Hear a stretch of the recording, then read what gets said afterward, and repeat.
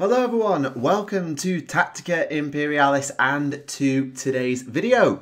Today is episode 144 of Adeptus Podcastus. Oh boy, 6 episodes, 3 months. You still need to plan 150. Yeah, I know. Anyway, that's for the future me. Joining me, as always, is Remleiz from 40k Theories. Hello, everyone. And our special guest this week is someone who has been on the show many times, but of course is most infamously known for their antics, or should I say meltdown, on episode 100. Go watch that if you haven't before. Ladies, gentlemen, Xenos of all ages and everything in between, I give you the Fresh Sorcerer. Hello, it's me, everybody. Your favorite train wreck, or your least favorite guy. I'm back for the 3rd time. I'm so sorry. And we can all say that we were there. We were there the day that Frederick Knudsen killed the Fresh Sorcerer. I have not spoken to him since. I guess he's a busy guy, but man, I need to get revenge. It's been 18 months. Yeah, it has been. Has it only been 18 months? I thought it was like 44 episodes, 88 weeks, about that long. Yeah. You're better at timekeeping than me. Oh no, we do 2 episodes. No, hang on. Hang on. 44 episodes, 2 episodes a month. So 22 months. Sorry, no. 22. Almost. Should I just check the air date of the episode so we can confirm it or what? Nah, that's fine. I mean, I can do basic mathematics. I just times rather than divided. It's a Friday afternoon. I've just come back from Warhammer Club and I'm tired. Still better at timekeeping than me. Fair. It's like 7 or 8 o'clock over there in Britain, isn't it? It is indeed. But okay, good. I can at least keep my time zone straight. Indeed, and speaking of time zones, it was not a good time zone for the Brits, such as myself and Remleiz, on Thursday, because at 2 a.m. on Thursday morning UK time, the Adepticon online preview took place, stemming, of course, from the Adepticon gaming event in America. Games Workshop ran a reveal stream sometime during the event, I think on the first day, though I don't keep track of the event's calendar closely enough. And yeah, I think literally the only place there was a sensible time was like Australia and Japan, where it was 1 p.m. and 11 a.m. respectively. It was like 9 p.m. East Coast, I think, and 7 p.m. or 6 p.m. West Coast. 7 p.m. in Los Angeles, yeah. Yeah.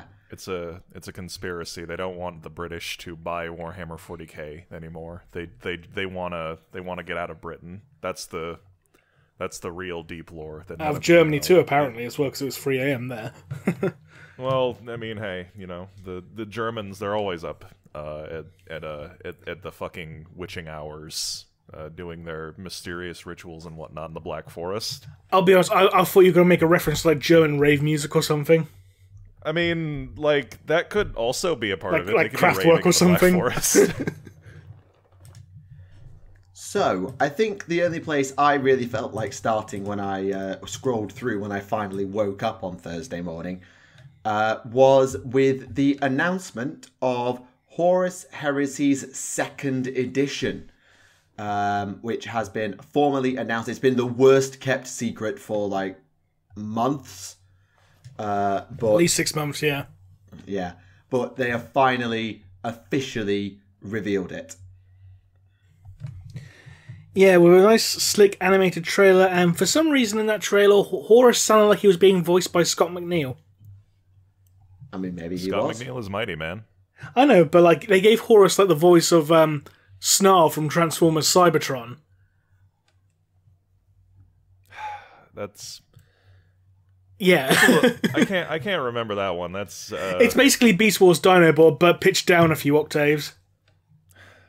Okay, there. Or basically, like it's Karen's that's voice. A fucking frame of reference for me, because I only fucking watched Armada. Because by the time the other 2 fucking abominations came out, I was like, I'm a little too fucking old for this. Okay, you sound more like Karen from Soulstorm. You know, the whole metal boxes voice. Yeah, that's the fucking shit you gotta use to appeal to your primary audience. They were like, what the fuck's a Transformer? Oh, Karen, I know who that is. I don't know what a Dinobot is, but I know the funny metal box man. Everyone knows who a Dinobot is. Everyone does. Whether they like it or not, they know. I don't know. Fucking like, we've gotten to the point where people you know, people who are our age watching fucking Transformers will just be like, what the fuck is this potato looking shit? True. Let's change it back. I can't fucking blame him. Anyway, fucking I gotta say, I'm always confounded whenever I'm introduced to these trailers for the miniatures and whatnot. Oh, am I getting some? Yeah. All right. Sorry, the microphone was a little bit too close to me, I think. No worries. But anyway, I always gotta say I'm always intrigued and kind of confused whenever I see these YouTube trailers for these models, because they're always like these quote high production things for these little 2-inch pieces of plastic, and I always think it's kind of funny whenever I see them, of just like, this is gonna be the most epic thing ever, and then it's like hey, look, it's a beaky. Yes, he's got a little bolter. Indeed. And toes. So yes, this is obviously Mark 6 Marines. Mark 6 armor was first trialed in the Great Crusade and became more widespread through the Horus Heresy. And of course, the original Marines, RTBO1, etc., were these beaky Marines as well. So it's been a while since you could actually build an army of them, because they weren't in the Heresy plastics and they haven't been in the Space Marine Tactical Squad for a long time. But still. And he's got the Raven Guard upgrade kit. Well, okay, yes, there were exceptions. But still, it's good to see them back, and they look really, really nice. And so these guys are going to be forming part of the starter box. We don't know the full contents yet, but it's got a Son of Horus with a beaky, therefore it's clearly going to evolve them in some way. And they're also given a hero, a Praetor, which is supposed to be Legion neutral, in that it could represent any Legion. And I'm hoping, touch wood, it comes with some weapon options and head options to allow you to customize it, to allow it to be a bit more Legion neutral. Because with an axe like that, and a head like that, and skulls on your backpack like that, I'm not the first person to say it, but it very much feels like a Traitor Legion model. I was gonna say, that's just like a Space Wolf. Or World Eater. But you have a plurality of options if you want your little dudes to have fucking skulls on them. I mean, this is true. Oh, yes, I don't like that Praetor model. I don't like it. You're not the only one. I don't like the way he's covered in like weird clockwork gears.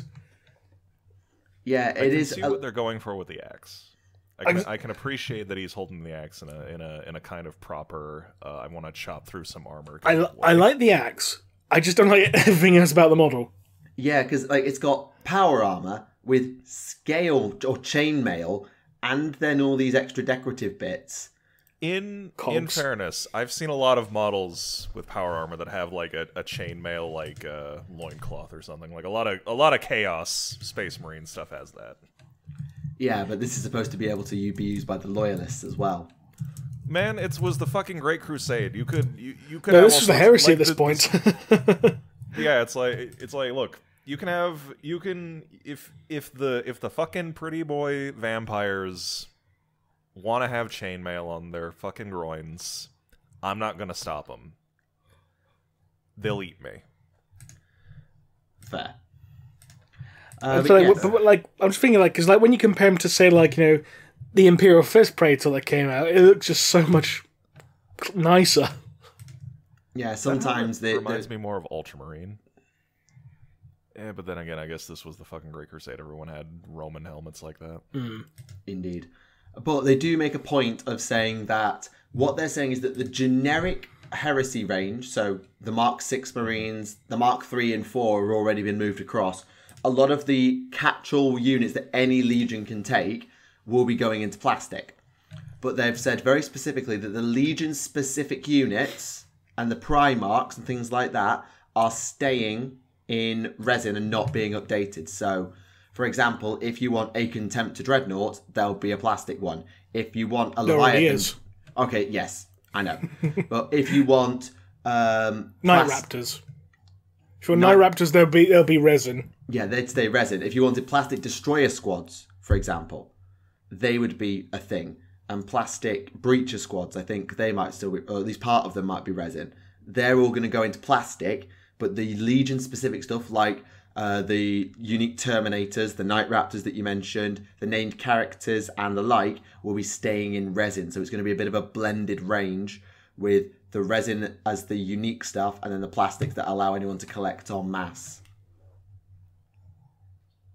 Now, I'm just waiting for that plastic Spartan tank to be revealed, because everyone's already seen the leaks of the screenshot of the box set.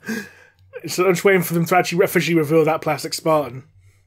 Yeah, and there are a bunch of models. I think someone saw are going last chance to buy as well. There's a lot of models on Forge World apparently going last chance to buy, including some of the tanks. I don't know exactly all of them because I haven't had a chance to look for all of them, but I know that a chunk of them are. Yeah, if you go onto Forge World, like the first thing you see is a big banner of Horus Heresy last chance to buy. Yeah, so... and that includes the Spartan, Leviathan Dreadnought, Sakaran tanks, Deimos Rhino, the Black Books. So if you want the Horus Heresy Black Books, they're going on last chance to buy. Yeah, there's a lot of lore in there. Yeah. Strangely enough, a whole bunch of 40k Red Scorpion stuff is also on last chance to buy. Yeah, Mark 6 Marines, Contemptor Dreadnoughts, Damocles Command Vehicle, Luft Huron of the Astral Claws is on last chance to buy as well. That's part of the range rotation. That one. Oh, right. That must be the same with the Red Scorpions then. I think it is, yeah. The Red Scorpions, there's a bunch of models going on range rotation, such as both Hurons, actually. Yeah. Oh, actually, the last chance to buy for the books, it's all the softbacks. Are the hardbacks all sold out then? I couldn't tell you, in all truth. The comments might know. I'm going to bloody look. I think the interesting thing about Heresy 2, and I think I feel like I've read something, but then I probably didn't. Obviously, Heresy at the moment is based on 7th edition 40k, which has been redundant for 5 years now. And there is currently a big discussion around whether Heresy 2 will be 7th edition updated or whether it will be moving into the same gameplay style as 8th and 9th. And we genuinely don't know at this time. Now, I felt I'd seen in an article that they were saying it was going to stay with like 7th, but I can't seem to find that in the article now, so I was probably just tired and hallucinating. But yeah, we don't know what the rules are going to look like, and I think that's a big question for a lot of Heresy players, because I think a lot of them quite like that gameplay style compared to the modern 40k, and it'll help them stay differentiated as well. Right, so in regards to the Horus Heresy Black Books, they only have the softback ones, with the exception of 7 and 9, which are just temporarily out of stock. Where's 8? Pass.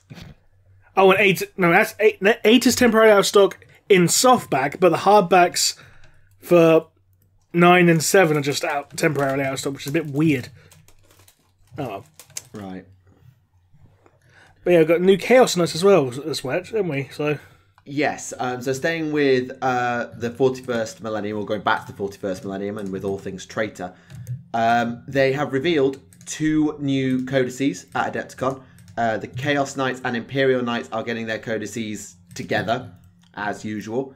But they've revealed 2 new Chaos Knight kits. So obviously the Imperial Knights have the Knights, the Armigers, and the Dominus, and they've now got Chaos equivalents. They already had the Chaos Knight kit, but they've now revealed the War Dogs, which is the smaller ones, and the Abominant, I think is its name, the Knight Abominant. Yeah, the Abominant, yeah. Which has then a couple of... Well, no, I don't know how many variants it's got, but it's got its different weapons, it's covered in vultures, and it's just a ginormous Dominus class Chaos Knight. Oh, and it's a Psyker. the vultures threw me off because, like, when I think we saw like the vultures in like the rumor engine, and it just like, oh, the vultures, that's got to be something to do with Age of Sigmar, or like the Cruel Boys are saying is that no, it's a Chaos Knight. Oh, okay. Yeah. A little bit on the nose with the War Dogs there. You know, the doggy face, yeah. Yeah, they have given him a canine style skull. I've kind of distanced myself from Warhammer ever since the Great Happening that happened with Alpha, but man, fucking like, I'm just imagining some fucking idiots in the Dark Mechanicus are just like, we have this new model of knight we wish to roll out against the Loyalists. It's called the War Dog. How shall we represent it? And then just some fucking guy hooked up to a computer, smoking crack, is just like, make it a fucking dog skull! Fire up the forges! I don't care how many slaves we have to throw into the pit! Make it! And make it big! And now you have a fucking, like, a dog skull the size of a city block. Do you think it's articulated? It looks it. On the model, obviously not, but like in No, on the model it will be. It'll be two separate jaw pieces. And looking at the model itself, it looks like it's got like a hinge joint anyway, so I would assume it would be articulated. Or at least has the appearance of it. That's so unnecessary. Warhammer's so stupid. I love it sometimes. Indeed. Yeah. Rem, I'm Hello wondering there. if... Oh, sorry, go on. Hello there. My name's Tim. I'm a Chaos Knight. I got a dog for a face. Off and whatnot. Rick the Dog-Faced Knight. There you go. Dear, oh dear. Rem, I'm wondering if you can help with the Abominant's gun, because they say it's the gun on the Abominant Knight is a nod to classic Heresy-era weaponry that the Imperials don't have. Is it a Volkite gun? It looks like a Volkite weapon. Yeah. I can't put my finger on it. Like, it really feels like Volkite to me, but at the same time... Oh! I'll tell you what it is. That was that thing from that other rumour engine that we thought was going to be for like a new Mauler Fiend kit. Or Forge Fiend kit, rather. Yeah, I remember now. But yeah, it looks like a Volkite, yeah. Yeah. Or they probably just use the same rules for like for the Forge Fiend or something, I don't know. Possibly. And I think it's worth saying again, that knight is a Psyker. It's all those vultures, they're giving him magical powers. So this is... I know it's not a Titan, but this is the nearest thing we've ever had to Psi Titans in the game. In 40k at least. I think it is, yeah. So, oof. Now you too can roll dubs on your knight and kill it with a smite. Agreed. And it does then go on to say that there'll be a Chaos Knights starter kit, which is the Codex, an Abominant, and 2 War Dogs. So if you've got a Chaos Knights army and you want the new ones, you can just buy this, and it's got everything you'd ever need in one go. Do you know what disappointed me? When they revealed the cover art for the Knights and Chaos Knight Codices, they missed an opportunity to have them look like they were facing off against one another. Yeah, but then they wouldn't get to look so imposing if they were facing each other down. I think that'd look more imposing because it adds a sense of scale. It's like if these knights are just bullying like dudes, it's like you I don't know, it just seems kind of mean. But if you got like a Titan, if you've got like a knight and a knight just fist fighting each other, it's like holy shit, it's like fucking Godzilla versus, I don't know, Mechagodzilla. Insert a monster here. Yeah, I mean that is a dreadnought getting chopped up, but I do know what you mean. It could have been a nice classic nod to that, Renegade game they did a while back. With that box set with the 2 knights, where one loyalist, one chaos. It could have been a nod to that, but hey. Yeah, I get what you mean, I do. Still, very impressive models, and I think that Chaos Knights players will be relatively satisfied. I wonder if we're going to get a Chaos equivalent to the Baby Warlord. That is the Baby Warlord. Oh, is it oh, okay. So the Abominant is the Dominus class. Right, okay, my bad. I thought it was just a version of like a regular knight that's just more corrupted. No, they already had that in the Chaos Knights kit. That's a Dominus class. Right, okay. I admit my knowledge on knights is not the strongest, so No, I'll happily admit that. So, but a place where you do have much more knowledge than anybody else suspected in this call is Necromunda, because the first reveal of the show was Necromunda Ash Wastes. Oh yeah, this is looking really good. I love the fact that there's people riding giant fleas. That's just hilarious to me. So earlier in the week, we'd had a look at the first of the Ash Nomad miniatures, and they fully revealed all of the gang that were going to be in the box in this preview, and they do come with what are they called? The Dustback Helamites, which are flea riders.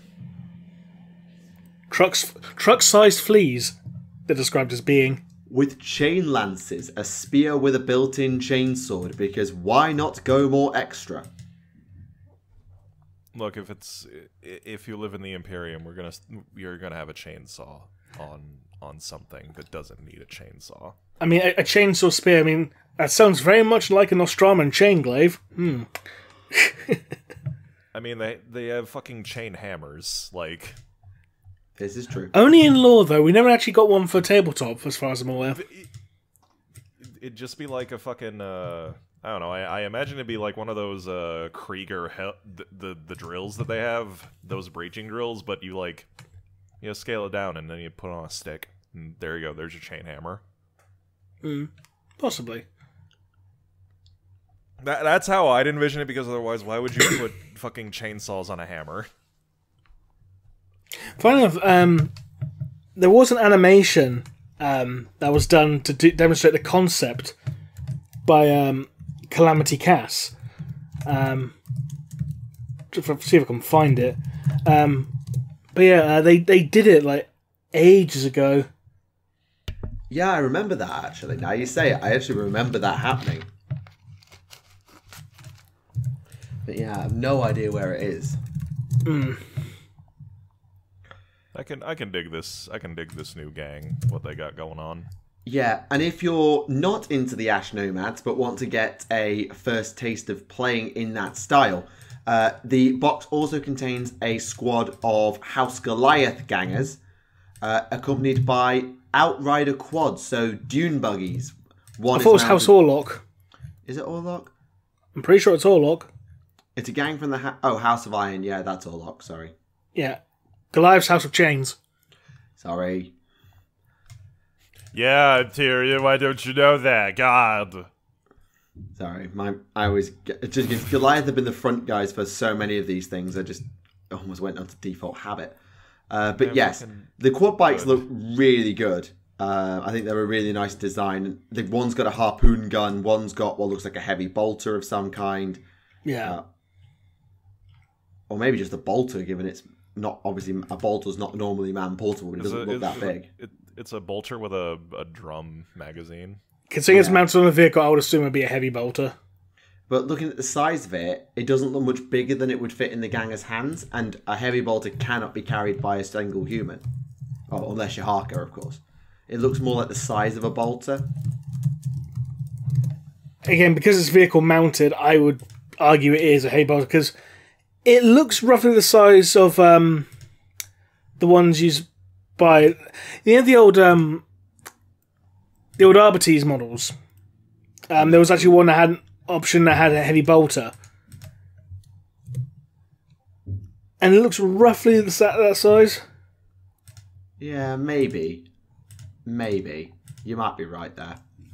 I mean, considering heavy bolters are often described as being, rapid, like basically like, big, heavy machine guns, even though that's not technically what they are, but they are more like, basically like, vehicle-mounted weapons, like, like you get on like an attack helicopter kind of thing.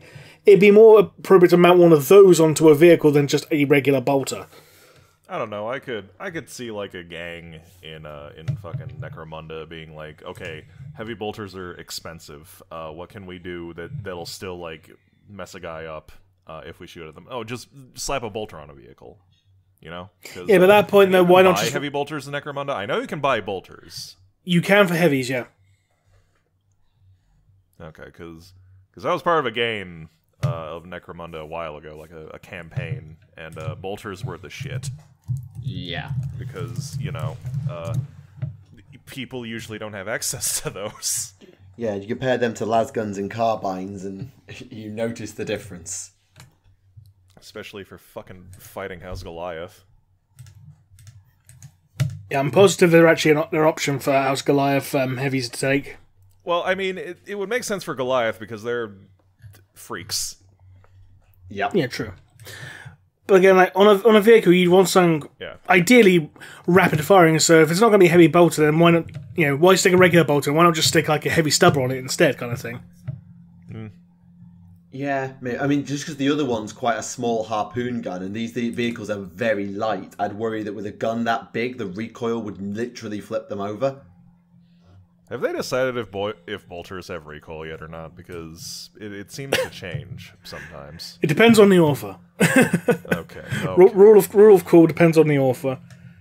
Just like it depends on the author whether or not bolters are actually rapid fire or not. Yeah, that's another thing. Is like no one can seem to decide if it's like just semi-automatic or fully automatic. I have seen some authors like kind of try to consolidate the two by having it be like an option, like you switch it from semi to full auto. Just have it as a fire mode. Yeah. I mean, in the Space Marine game, as I'm willing to be I almost feel like in the last that's a different game. Like where the last few bullets of the last clip become single fire instead of rapid fire, but I don't think Space Marine did that. I feel that there's a game that does that, where it goes from a rapid fire weapon to being a burst or a single fire weapon on its last clip. Just like, you're running out of ammo, stop spraying. Sounds like Alien Trilogy on the PlayStation, when you had like run out of ammo for the pistol, and then you're stuck with infinite ammo, but you were forced to like reload after every single shot. It's like, bang, reload, bang, reload, bang, reload. I have one bullet, but I'm reloading constantly. Yeah. I couldn't fucking run on my computer, but I don't know. I think that maybe the Necromunda game, the first-person shooter one, I think that managed to get bolters right in terms of how they should feel. Oh, hired gun. Yeah, hired gun. I think they did bolters right because if you shoot someone with a bolter, they tend to be deleted, and it feels chunky. And I don't know. It's not like fully automatic, but it has a reasonable rate of fire. It's not like a single shot weapon like it would be with like a regular rifle. Yeah. Yeah, fair. They also reveal a bunch of terrain to go alongside this box game, and admittedly, you do very much get a bit of a Mad Max, Mos Eisley kind of a vibe off of it, or at least I do. And there was more than one person who said Ash Nomads are actually Tusken Raiders, but yeah. I can see the resemblance. I get it, but it's like I also think of like the Ash Nomads from Morrowind in terms of their design, but I don't know. I guess if you're gonna have like people, I mean, they're called the Ash desert, Wastes Nomads, so I completely understand why. So. But yes, also still got templates. It's the only game with templates not named Heresy. At the moment. At the moment. Finally, But we're we'll see. free from the meme. Right. I've seen a couple of people complaining that it looks far too sparse when compared to the other Necromunda box sets, but really, considering that we're using vehicles and cavalry this time, you kind of need it to not be crowded. Yeah, it's a wasteland. Otherwise, what's the point? Yeah, it's a wasteland. Like, it should be barren and open. That's the point. I mean, I can understand maybe, I don't know, throwing in a couple of rocks or something in, to help break up the monotony a little bit. Yeah, like a few more bits of, like, maybe not plant life because it's a radioactive hellscape, but bits and bobs, and maybe make the craters, instead of just being sculpted, like, painted on the board like they are, like a print, make them like actual craters that your vehicles and cavalry have to worry about. Because, or sandbanks or something like that you can dive behind for cover. Because it does feel like shooting-based gangs are going to have a much more fun time than they might have done in classic Necromunda. Possibly, yeah. I just hope that one of the scenarios in this Ashways expansion features the rolling road mechanics from Gorka Morka. So you can have like a big high-speed chase type scenario where people are trying to leap onto each other's vehicles and stuff like that, and that'd be really good. Yeah, and I think something I'd like to see is like a train, like a battle on a train as well, where you can... A train chase. Yeah, or you got that mechanic of the rolling road, but people are trying to jump on the train and being kicked off the train, and Yeah, the Great Train Robbery. Yeah, that'd be awesome. yeah, I mean they literally talk about this is what some of the Ash Waste Nomads do, is that they ambush intruders or rumbling supply trains. So they do it. They literally do it. I think it'd be a really good place to take them. Oh yeah. Mind you, I think if you're looking for something a little more light-hearted, may I divert your attention to Blood Bowl and Beer Pigs. Beer pigs. Best pigs. Oh, there they are. Yes. So this is part of the Norska Blood Bowl team. And since, well, we're talking Warhammer 3 coming out, Norska, it hasn't really been touched in favour of Kislev, but they're definitely there, and they do look pretty impressive. There's one model here that looks like it walked straight out the Spire Tyrants and literally just got rid of one of his helmets or something. But they do look pretty imposing, and they like brass knuckles or like runic brass knuckles. And several of them with steins. Yes, and several of them with pints. Absolutely. As well as the, what are they called? The Ulfwerners, I guess, who've got like wolf claws, who've got claws and teeth and are basically... Ulfwerners, thank you. Sorry, I'm awful at some pronunciations. I'm guessing it's Ulfwerners, but there's no umlaut, so it could be Ulfwerners, but... Yeah. And the apologies to all the Scandinavians out there. Yeah. Yeah, I'm sure that some German or Scandinavian will be like, actually, it is pronounced like this. Yes. And their runners are the Valkyries, so definitely Norse. But no shitty Audi bacon. Which is an in-joke. Yeah, that one flew over my head, Chief. Do you not remember in the server when Alpha posted the picture of the bacon you got from Audi, the American bacon? Oh, right, that shit. Okay,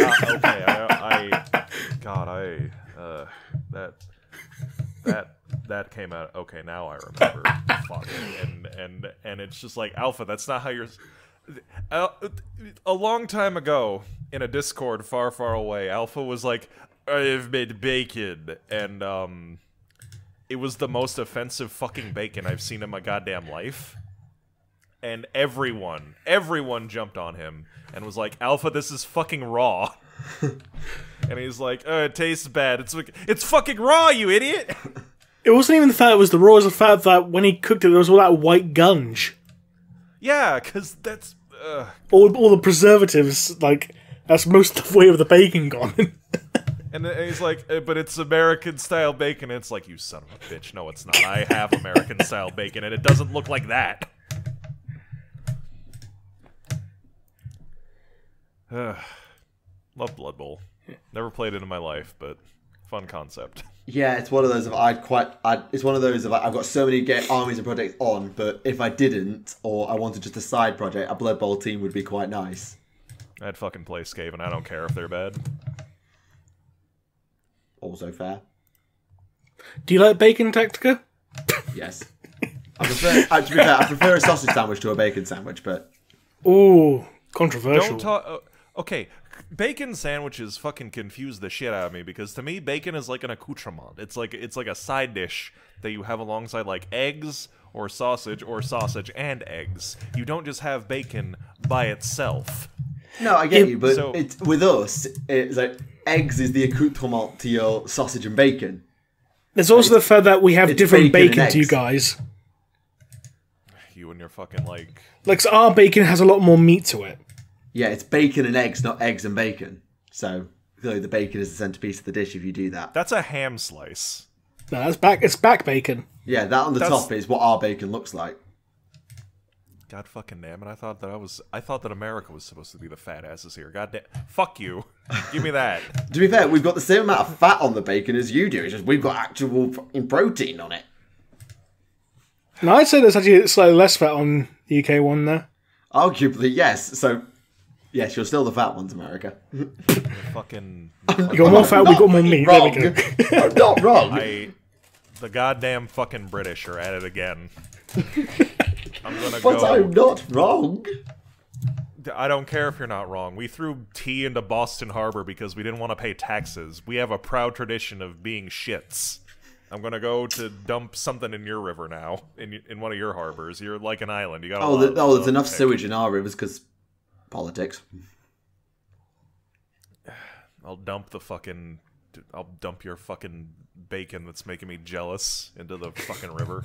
Well, that'll turn us all into the new Nighthaunt character. What a segue. Wait, he's made out of bacon? No, like go in rivers to come out skeletal. Right. That's a Tibia Mariner. That is a Tibia Mariner from Elden Ring.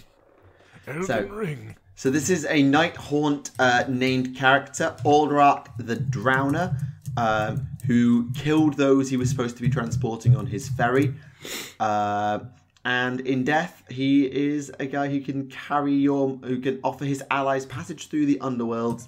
And, well, we don't know his rules yet, but I'm assuming it'll have some sort of teleport rule built into it, where he can move around the board and allow units behind him to, say, move faster or pass over terrain or something. Fair enough. Fresh, you mentioned how this guy looks like something from Elden Ring. Yeah. Did you ever see the Auric Shaman who literally looks like Gul'dan from Warcraft? That's just Gul'dan, but with like a disease. Fucking shit, man. You know what? It fits. Because, Warhammer started off as a kit bash of different IPs, so they're just continuing the proud traditions. I don't know how. I don't know how they did it, since Elden Ring is less than a month old. But here's a precognition. Here's what a Tibia Mariner looks like. Oh, yeah, I can see the resemblance, but it could just be like. That's more like Laukon. There's an endless spell who has more of a boat than the Nighthaunt character, has a much a bigger boat. I'm gonna go and get his model. Laukon. A Soul Seeker. It's an endless spell.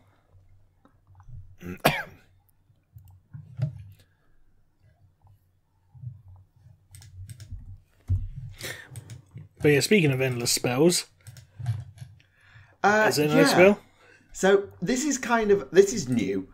So during the reveal stream, they revealed the Thondian Strongpoint Realmscape. So some new terrain, essentially. That was what AOS got. They got some new terrain, which is a mix of some old stuff from the Dawnbringer Crusades and some new things. The Megalith, a cleansing aqualith, which is used to purify the land around a new Dawnbringer settlement. And there's one in every settlement, so it's good that they've revealed that. A Megadroth skeleton, which is a new piece of defensible terrain, and the Krond Spine Incarnate. This is not an endless spell. This is more like, for those who know the end times, there were things called the Incarnates, and the Incarnates were the winds of magic embodied in people. And the fucking Avengers. Kind of. And it got passed around as these incarnates died during the end times. Now, this is essentially the realms come to life. Incarnates bind themselves to Realmstone, hence that big lump of amber rock in the middle for this one, because it's Gur. And they are able to pretty much gobble up endless spells, all to themselves. And Indrasta, the named character with the wings for the Stormcast, barely beat it. So exactly how it's going to work, I don't know. Because as much as the Season of War book for Thondi has got some stuff in terms of new realm rules and things like that, and a grot priest on a dragon apparently, it'll be interesting to see how this works in terms of, do you buy it like a non-aligned model and can you use it? Or does it just appear on the board if certain things happen? Or is there certain missions that it appears in and it just smashes? So we'll see exactly how that works, because they're not endless spells, they're not summoned. It just happens. So it's a bit weird. Is this guy basically the Age of Sigmar version of the Warhammer Fantasy Incarnate Elemental of Beasts? A little bit. It's the realm's magic. So, to read, scholars of the mortal realms believe the realms are alive. Manifestations of the thaumaturgical energies that suffuse each realm. Incarnates came to being after a surge of life energy washed over them. And they bind themselves to Realmstone that acts as the core of a vortex of energy and matter. So sentient whirlwinds of ethereal power that eat endless spells and can be bound and commanded temporarily. I'm so sorry, but the concept of eating endless spells is the funniest shit I've heard all day. I mean, yeah, the purples... I will feed you endless spells! No, I am Fedor, the wizard. That's not exactly what endless spells mean in the context of Sigmar. So it isn't just that you chuck magic at it. That endless spells are incantations that do not dissipate after they are cast. So, for example, you might remember the Purple Sun of Zerus from Fantasy, this big purple sun that turns you into crystals. If you summon one, you have to unbind it yourself, and it can go rogue and do this roaming ball of magic that kills anything in its way. And these things eat that. Nice. So, yeah. Vortex spells. They are. They're like vortex spells, but they that never disappear. That sounds like it could go very bad or very funny, depending on who you are. It does. It does. Like summoning the jaws of the Ravenak, this elemental being languishing in Gur, and then it just turns around and eats your entire army. It happens. So yeah, it'll be interesting to see where that goes. I'm worried that these seasons of war are going to become like the what do you call them? The Warzone books for 40k, where they're very short-term updates with thematic rules, but that don't actually matter. And I like that because it's short-term rules that don't have a long-term impact on the game and will disappear before long. Don't like that. If that's the direction they're going anyway, which I hope not. It's like these rules matter, but only for about 3 months. Yep. If that. Agreed. Right, well. that covers, apart from the Harrow Deep zombie warband that aren't even worth talking about. Sorry, they're just boring. The hottest takes. They are. It's supposed to be Frankenstein's monster and a necromancer so edgy at necromancer that Nagash told him to knock it off. And it's just a bunch of electroshock zombies. That's out of character, because if you were doing something stupid, Nagash would be like, yes, keep doing it. Yeah, they're just like electrocharged zombies. It's boring. Cyber zombies. Agreed. I mean, I don't know. If you're going to have like Frankenstein's monster in an army, I don't know. I feel like that could like fit.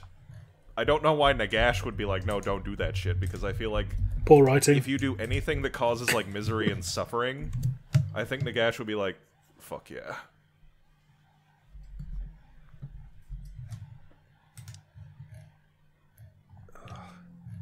Now, the last thing that was at Adepticon was a confirmation of the 9th edition Chaos Space Marine Codex. We knew it was going to come with the new Chosen and the Warpsmith that were in the Eldritch Omens box. They weren't new units, but they were updates. And with the Eldari getting their codex, it was only fair. And they didn't do like a full piece on this. They more just looked at a few teaser images, including, finally, 2 wound Chaos Space Marines. You can stop whinging now. You can stop whinging. No, people still whinge about it. They'll just whinge about how it's taken so long for it to happen. I know. And they do actually then go on to show a lot of really tiny, very quick snippets. I'm very slowly just scrolling through some of them. And it's hard to get a picture of really what anything is. Like, there's something clutching an eyeball and a claw. There's something with like a vomiting demonic maw. There's probably possessed. Like a sorcerer with like warp flame in his hand, but no, that's a Space Marine's helmet ripped off with the power cables and all. So I don't know what model that'll be. Probably some sort of Chaos Lord, maybe. Could be new mutilators. 2 smaller hand, and 2 non-mutated. The demonic icon, some wings, so I think we're getting new possessed, which will be really good. I already said that.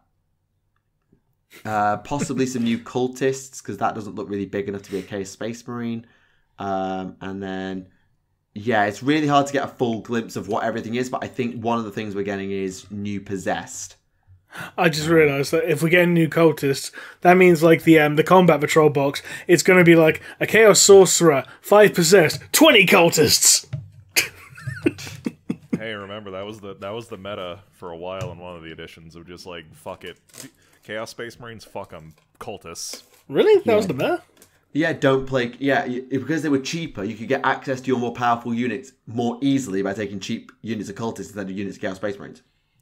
They fucking suck, but you have like 80 fucking dice. Oof. They'll hit something eventually. Yeah, more dice, more board control, and you don't have to pay as many points to access your big units. Fair enough. I didn't like that because I play Chaos Space Marines to use Chaos Space Marines, but it literally was not like the viable option. Yeah. At Warhammer Club tonight, we had a game with our Chaos Space Marines. Not mine, but we had someone playing Chaos Space Marines tonight. It's like, oh yeah, you've only got 1 wound. Huh.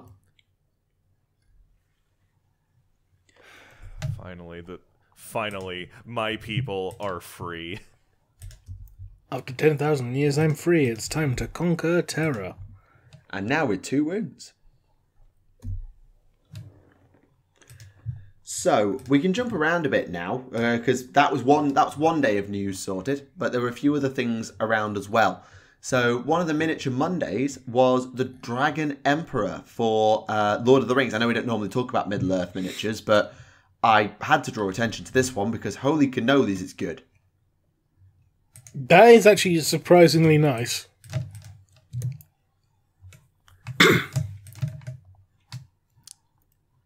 I will admit, I have not been into the Middle-earth tabletop game, but goddamn do I think the Easterlings are fucking cool. Mm. Yeah, I mean, when they were revealed, obviously they've been revealing a few different Easterling models recently for Middle-earth, and Forge World have been doing it too. But with the Dragon Emperor, the first thing that came to a few of the people in my Discord we were talking about is like, this would be a really good Slanesh Lord.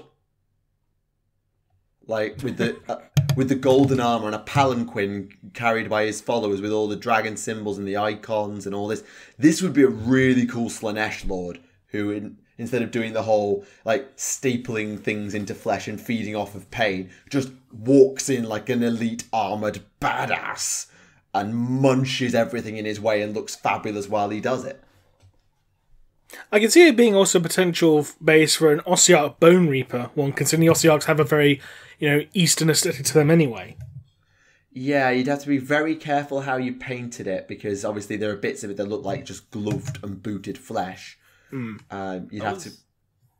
I'm looking at this and I'm thinking like someone is gonna like convert this into like a Sigvald model. With like him on his palanquin being carried by Mirror Guard and whatnot.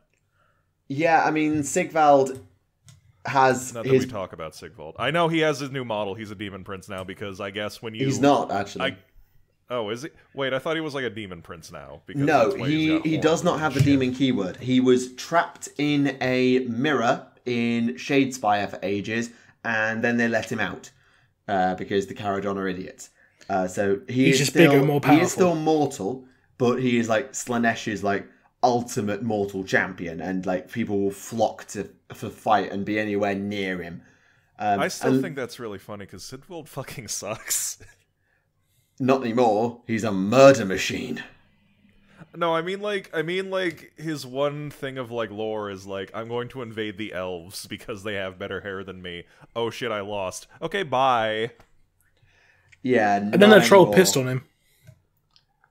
Yeah, and then I thought that that was like a Demon Prince model because I don't know, I didn't fucking do my research, I guess. And no, I mean he does have horns. Demons. I mean he's big and has horns. He looks like a Demon Prince.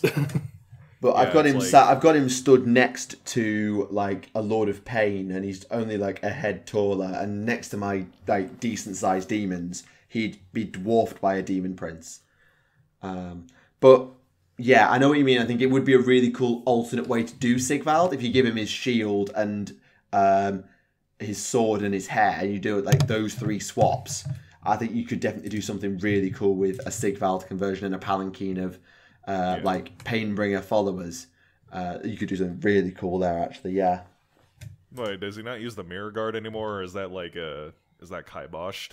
Bear in mind, new universe. Okay, man. Look, I felt like they would have still like gone with that, of just like Sigvald being the fucking the narcissist he is. Oh, like, he okay, is. Cool, new universe, new mirror god. Let's go. Oh, he is still a preening narcissist because anywhere he goes, mirrors will stop showing reflections because he's around. Because like, he's the only image worth showing in that mirror, type thing. There we go. There we go. That's a power. Does he still float an inch off the ground? No, he walks. Okay. Because that was like his thing before, is like, I am too perfect to touch the ground, and then Slaanesh gave him like the ability to literally levitate like an inch off the ground so he doesn't dirty his feet. Yeah. Ugh. Right. I think that covers the majority in terms of like model related stuff. There was a battle scroll update to AOS, which rather than changing points and nerfing units, decided to introduce a new mechanic which I quite liked, where the units that are too busted, they've made them priority targets, so you get more victory points when you kill them. So allow you to sort of keep pace and mean that, oh, you're spamming all the good units. I'm just going to have like 8 victory points for killing each of your units. Thanks for coming. And if your army is one of the worst ones, they've been listed as prime hunters, meaning that if they do it, they get even more victory points because they're even worse. So they've added a nice catch-up mechanic to certain units, particularly things like Dracothian Guard, Stormdrake Guard, everything that basically is in Dragon. They've just made it that much like easier to get points off of it, and it includes things like Marathi, the Vanguard Raptors, so the Sniper Stormcast, they've got it. The Spirit of the Wind, the Archer Fox for the Lumineth, some Lizardmen stuff, the Mega Gargants, some of the Greater Demons, and Pink Horrors, because Pink Horrors are just OP AF. So, yeah, just an interesting way of doing game balance that isn't just nerf this, buff that. Just interesting. They've also updated the Black Library Coming Soon page again. I noticed like this is quite regular for them, which is an absolute bloody shock. You mean it happens more than once in a blue moon? It happens more than once every 6 months, yeah. It happened like twice within the last like month, which is absolutely shocking. But yeah, So what's new? well, we got some more stuff coming from April in addition to the stuff that was already previously announced. Like, we got the Huron Blackheart novel, both limited and standard edition, coming out in April. The Imperial Infantryman's Handbook is also being reissued again in April. Surprisingly, we're getting a limited edition of Khan, Eater of Worlds, which was like a novel that came out in like 2007. Why we're getting the limited edition now, I have no idea, but it looks quite nice though. Maybe we're getting a new Khan novel down the line. He's getting like the Ahriman treatment. I bloody well hope so, considering that book ended up ended on a cliffhanger. It's like, oh, where are we going? Oh, we're going to Scalathrax, and that was it. So I hope We need to know about Scalathrax besides Karn. we do, because like we've got like Flamer. we have like nothing in regards to, I mean, I know Josh Reynolds actually pitched a three-way POV Scalathrax story to Black Library. Apparently said no. So like his POV is gonna be like point of view from Khan, point of view from like an Emperor's children, Commander, and point of view from someone else. It's like, so it's like alternating point of view like every other chapter or so. I just can't understand why Black Library said no to that, 'cause that sounds like an awesome idea. Yeah, I mean, they'll have their reasons, and I'm sure there'll be sort of budgetary design time. Apparently they also turned down his idea of a Gotrek and Felix story where they go to the Imperial Zoo and all hell breaks loose. I mean, okay, I understand. I mean, that's a comedy skit. That's just a comedy skit. That'd be part of like a short story collection. Yeah, I mean, to be honest, for a short story, I'd read that. That sounds great.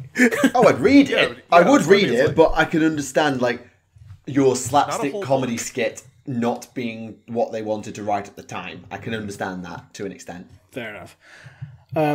We're also getting a standard edition of the Triumph of St. Catherine novel in May, as well as the paperback edition of Hellwinter Gate.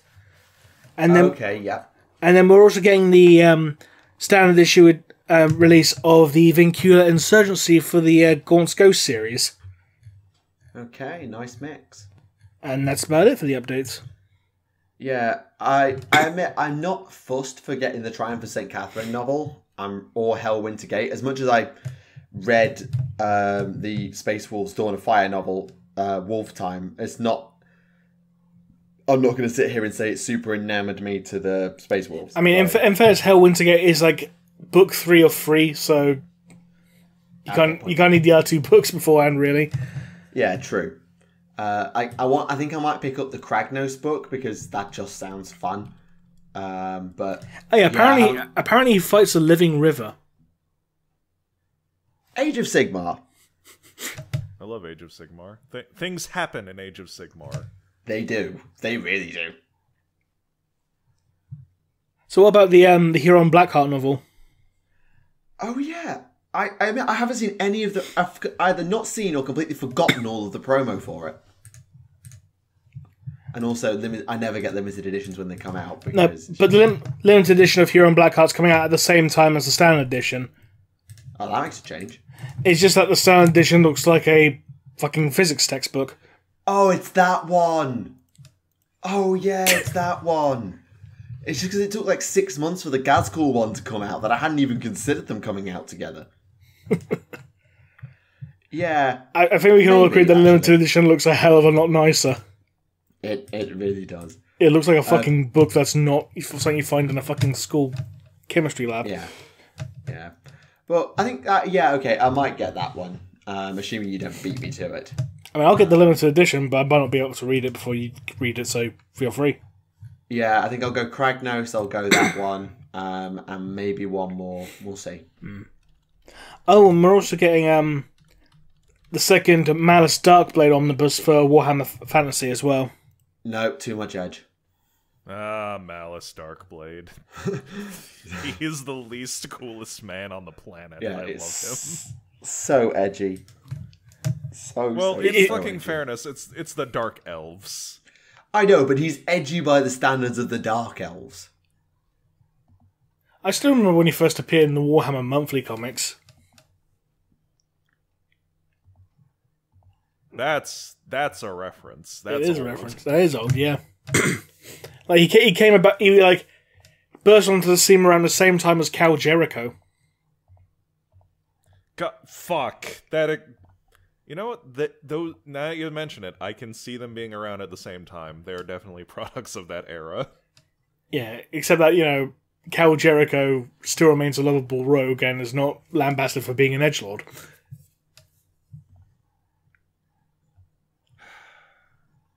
My people are fucking oppressed because they're surrounded by the lamest people on Earth. We got Malekith still. No, you don't. Malarian. Or yeah, whatever fucking jackass name he has now. He fused with his dragon. And his dragon's name is now the name of an entire faction. Look, man, Malarian might... I can't say it without just thinking of malaria. That Malaria, king of malaria. Let's see that. Is that no? That can't be purposeful because that would be like a Nurgle Lord name or something, or a Nurgle demon or some shit because it has malaria in it. I mean, yeah, considering the name Nurgle character, there's a Nurgle character named Typhus. Subtle. You know, I mean, there's a trait of Space Wolf called Svein Wolfbad. Okay, it always fucks with me about like how Malice Darkblade is held up as like the edgiest character in the fucking lore, when we have like every single Warhammer character in comparison, and like the Dark Eldar or Chaos Space Marines or I want to no, not Necrons. Necrons don't get to be edgy. They only got a personality relatively recently. 'Cause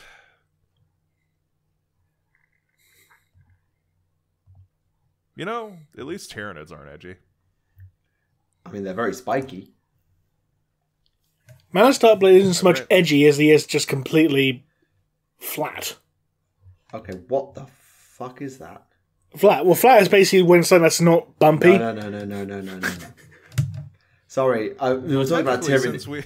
Sorry, we were talking about Tyranids. Since we exist on a sphere. No, we were just talking about Tyranids, and I had a look at some of the new Tyranid rules because I was bored. Well, I was curious, at least. And they've just turned the Flesh Borer into, like, what even is this gun? A Flesh Borer? Like, so you know the basic Termagant gun? Yeah. So, old days, it was a bolt pistol. 12-inch range, strength 4, no AP, damage 1. Yeah. It's now 18-inch range, strength 5, AP -1, damage 1. Like that's pulse rifle stats. It's half the range, but literally it's a pulse rifle with half the range. So in other words, termagants are actually useful now. But it's termagants. Look, like I know the concept of having the useless horde of things to like occupy the enemy, but they also have to be like a threat. Oh, I know they have to be a threat, but their guns are better than bolters threat. Like, bolters are strength 4. I know. So these guns are better and you get than about bolters. You get about 36 of them in the new combat patrol as well. Exactly 36 of them. There does look like some of them are with spine fists rather than flesh borers, though, so... Yeah, but normally they don't sell separate kits of termagants with flesh borers, termagants with spine fists. They'll just put 3 termagant boxes in there, or 2 termagant boxes, whatever Fair it enough, is. fair enough. I don't have any of the think kits, anyway. I don't have the kit, so I couldn't tell you, so... No, me neither, but I'd assume so, because they don't sell them as separate kits. But, yeah. Oof. That's terrifying. They're evolving. Ha! Oh yes, but... Yeah, just... If a basic Tyranid gun is better than a bolt gun... They've been eating bolters, man. They've been eating bolters and seeing, how to make it better. They've evolved their own cool pattern bolt rifles. They ate some Primaris Marines and now they evolved a bolt rifle. Finally. The Primaris Marines are finally being oppressed and I am here for it. Though, if you want a unit that can utterly delete Space Marines, the Horus Heresy just got given a squad of Emperor's Children, all of whom have plasma cannons, and there's 10 of them in a squad. Now, wasn't it something like they all had las cannons, but you could upgrade them to like the Volkite cannons, you could have up to 20 of them, and like they got the Volkite cannons for free. Or you can swap the las cannons for plasma cannons as well. For free. For free. Do you see that Titan over there? No, you don't. Yeah, the Sunkiller squad. Yeah, so 250 points for 5, or if you have a full squad of 20, then 15 times 40 is 600. 850 points for a squad of 20 las cannon, Volkite culverin, plasma cannons, multi-melters, delete as appropriate. Slanesh boys make do. That ignore cover. For when you absolutely positively have to destroy that Falchion. When you absolutely have to make the Mechanicus player you're fighting against feel like an idiot. Oh, and to the ballistic skill 5. Oh, yeah, so any model unit can exchange the last cannon for a Volkite, Culverin, Plasma Cannon, or Multi-Melter, yeah. Yeah. They ignores cover as well. So, No, none like that. All you get against them pretty much all the time is your invulnerable save. And they can also take an Aegis defense line as a fortification that doesn't count towards the force organization slot. So you can still have another fortification.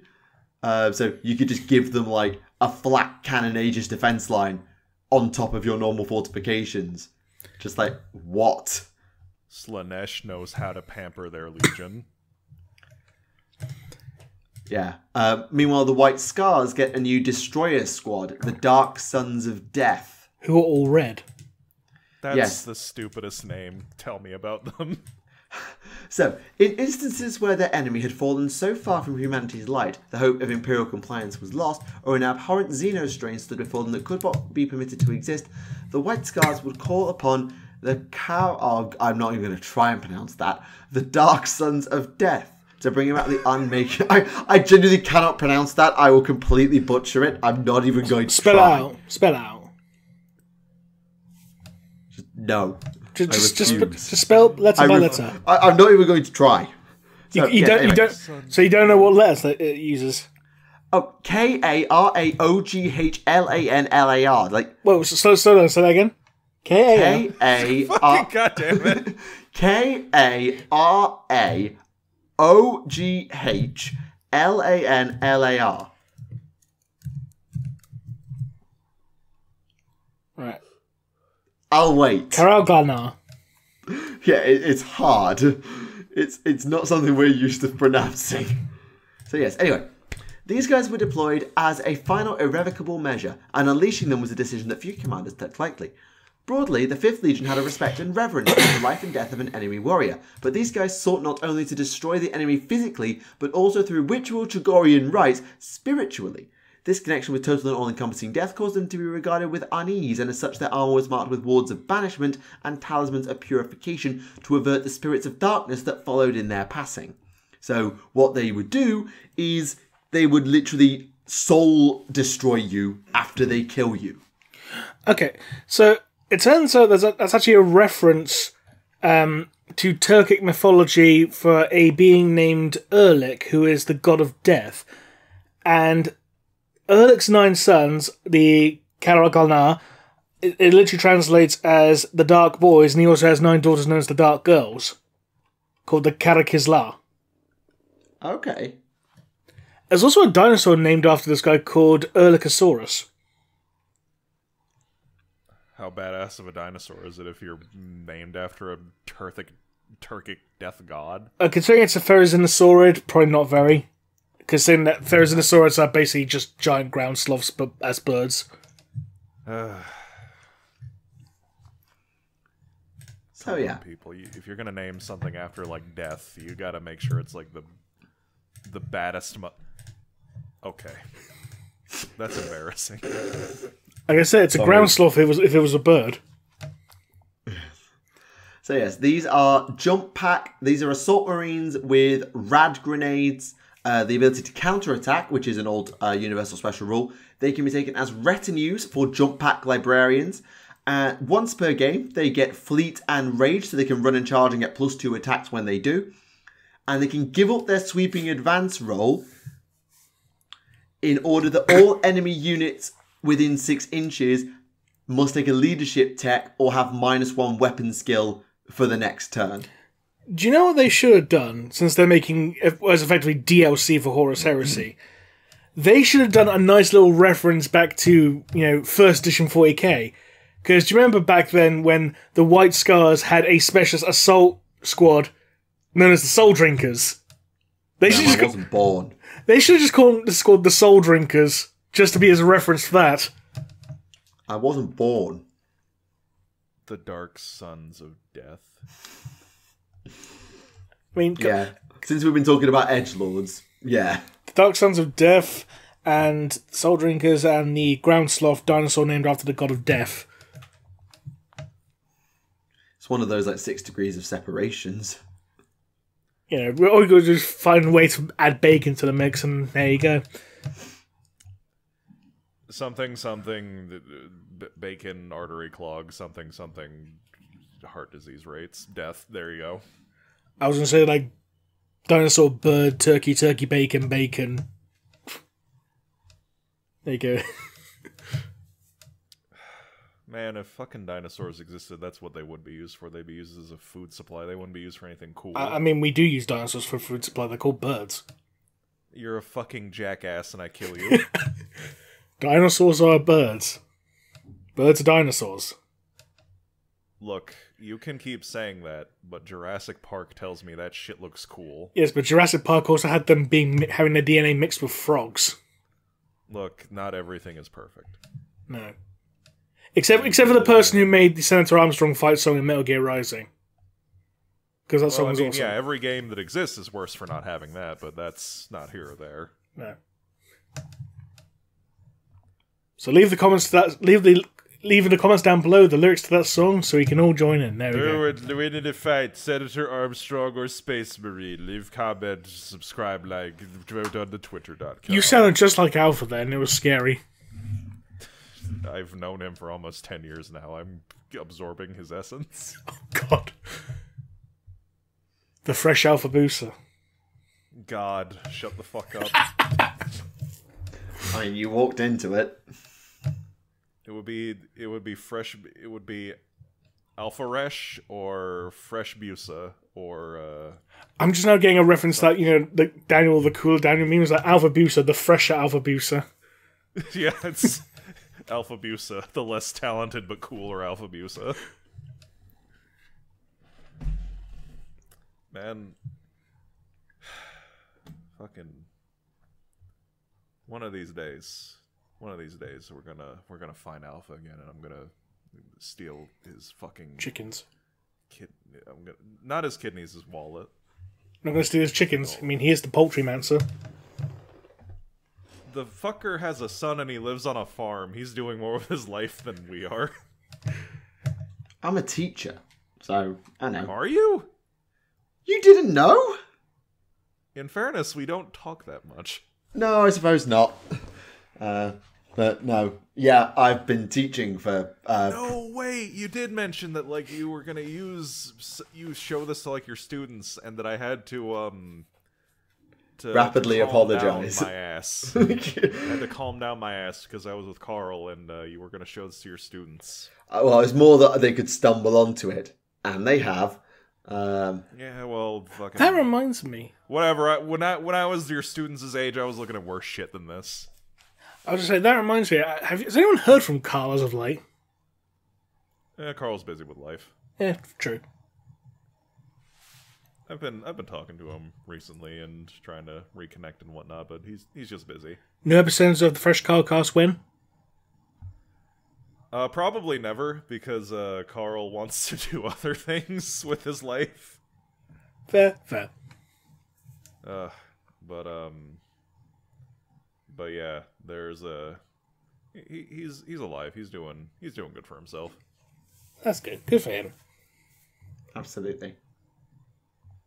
He found himself a new significant other, so that's nice. Aww. So good on him. Him, yeah. Shout out to fucking Carl for being a real one. You heard it here on the fucking Adeptus Podcastus. Yeah. The real OG Carl. Don't edit that shit out. I will know. I have no intention of editing anything out on that. Goddamn right. This is unedited. Oh, are you going to do any more of the Italian accent then? Moving onwards. Excuse me? Don't ask. Fresh, ask Narina about it. She'll tell you all about it. You didn't edit it out, so I don't know. I said I wasn't going to edit it out. I know, and I still told you to do it. Ban that guy. Ban Remleiz for 5 seconds. That's fine. In all seriousness, did any of your students actually comment about that, though? No. But there you go, then. I'm done. The Italian accent or the Carl and me? Both. Oh, I know that they're going back 6 years to the episode, like, what was it? You're 15? Yeah. Yeah, and they're going to be like, who the fuck are these wankers? I mean, I just remember the time when Carl just gate crashed one episode. Oh, that was hilarious. We love Carl. We do love Carl. We do love Carl. He is the OG. Anyway. Next topic. Yes. Tactica, do you like bacon? I believe we're on to Twice Dead King 2 again. Yes, we are. Yes. Yes, because we took an episode off from talking about Twice Dead King because the Sigismund novel came out and that took priority. But I believe we need to wrap up Twice Dead King 2 and possibly see where we're going from there in this week's segment of Remleiz Tells Us All the Stories That We Don't Have Time to Read. Even though it took me about 2 episodes to read this book, but yes. You know what I mean. Yeah. So you might want to put a spoiler warning because the book's still relatively new-ish. Indeed. So, entering the spoilers, and go. Right, so last time, where have we got to? Right, oh yes, we just got to where the Necron fleet got launched on the magical space trebuchet. Yeah. Go back a couple of episodes, you're trying to think, what the fuck would be in space trebuchet? Anyway, so as they're being hurled fast in the speed of light by this magical space trebuchet, they end up in orbit of a planet called Carnotite, which ended up being the world that the cryptech Mentep actually came from, and they didn't really know anything about Mentep's past at this point. But Mentep suggests that my old master and tutor was on this planet. He may be able to help us, so to speak. So they go down to the world, and the world itself is pretty much just a ball of liquid magma with like maybe 1 or 2 small rocky outcrops. They land on one, and Old Tix is like, so where the fuck is your mentor then? Yeah, it's like, well, if he didn't want us here, he would have shot us out the sky, so I think we're doing okay so far.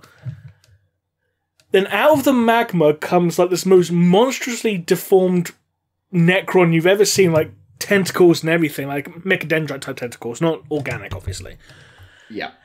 And this is a character called Amhet, aka the Warlock, who's actually replaced his core, Necron equivalent of a heart, with a quantum singularity. Basically, like, you were saying earlier about Necrons not being edgy. That's not edgy. That's just like he replaced his heart with a black hole. The future may be powered by black holes at some point in the future. Now, the thing is, though, you should see the way his speech is written, because you know how sometimes like some characters have their speech written like in italics or in bold or whatever. Yeah. This guy's speech is written in fucking Zalgo font. What is that? Hang on. Have you never seen Zalgo? It was a fucking like creepypasta meme from like fucking years ago, and it was basically like you'd put in text and then put in like a thing over it that's like, oh, it distorts it and makes it look like scratchy and whatnot. It's like basically that, essentially. Yeah, it's the text that version of audio. It's the text version of audio distortion, basically. Right, I've just never heard its name. I know what that is, I've just never heard its name. Fair enough. Yeah, Zalgo. Yeah, it came from a thing called fucking Zalgo. Yeah, he hides behind the wall, kind of thing. God, that's going back years. Also, hides hats. Anyway, and so Amhet is basically like, says like, oh, so why are you here? Oh, Mentep here thinks you can help us. Oh, Mentep, my favourite student. Thing is, he already knows how to help you. He just blocked all those memories out of his mind because they were so traumatic for him, because what we did was so edgy and fucked up.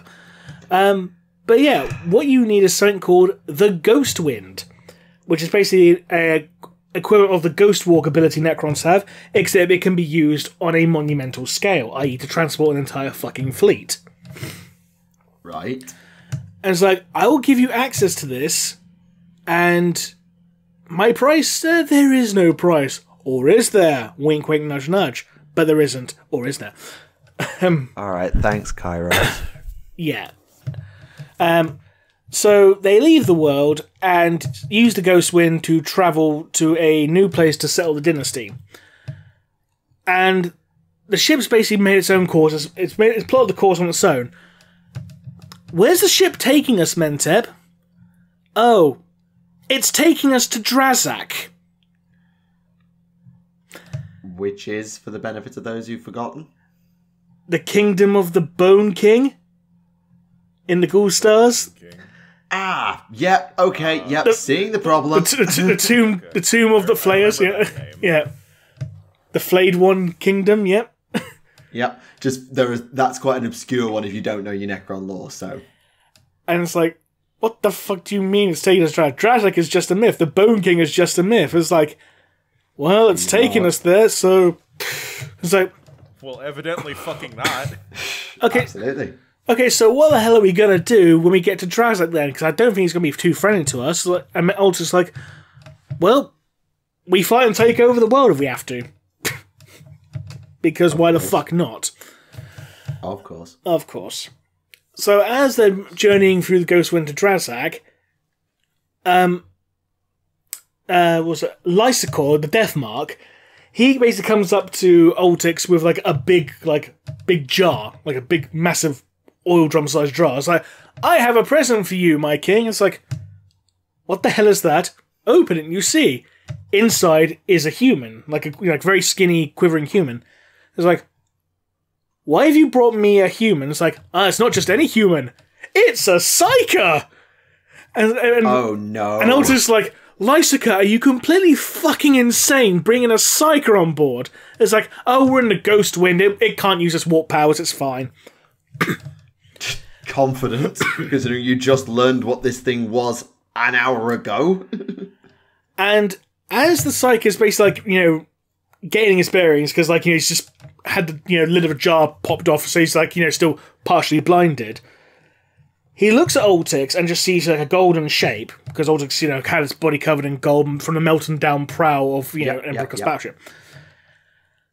And he starts believing that Oltix is an Imperial saint and basically asking for help, asking for deliverance. And Oltix is like, why the fuck does it think I'm a saint? It's like, I don't know. Oh, it might be due to the fact that you're wearing the gold from that Imperial ship. The one that had all those bone fragments mixed in with the gold. It's like, oh, so the bones are the same one mixed in with the gold of the ship. Okay. So I'm wearing the bones of an Imperial saint on my skin. Ew. Kind of thing. Yeah, ew indeed. And eventually the Psycho basically realises, oh no shit, you're not the saint, you're a fucking giant robot. I am now pissing myself. Yep, more appropriate reaction. And Lysicor basically, after they're done with it, Lysicor says like, oh, so can I keep this then, my king, so I can study it? And Oltix just basically puts his hand around the Psycho's head and squeezes it, his head goes pop, and then just says, no. And rightly so, it's a Psyker. You don't want to mess around with Psykers when you don't have Psykers, and you want the Imperium not to find you. But here's the thing. Because Oltix is wearing the bone, basically wearing the gold that has the bones of an Imperial Saint, that's how they're finding the Necron fleet. The Psykers in the Imperial fleet are basically homing in on the warp-tainted bones of an Imperial Saint. Right, give me a sec.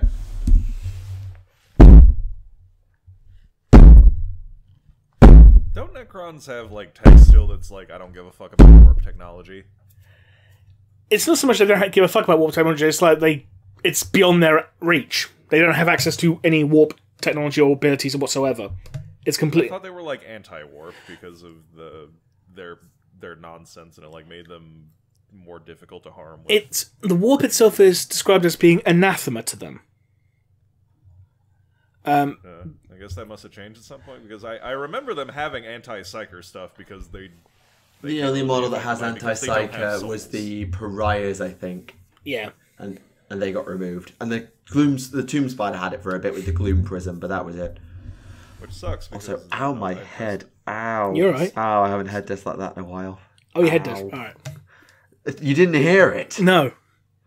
It was fine. I think you need to do it again just so we can hear it. No, come on my mic. It was 5 head desks. Ow. How stupid is that? Your Psykers are tracking the microparticulates of warp-corrupted Imperial Saint bone that just so happened to be mixed in with melted-down gold to make the prow of a battleship. What? It's the Imperium. That does not sound like the dumbest thing that the Imperial that's possible in Warhammer.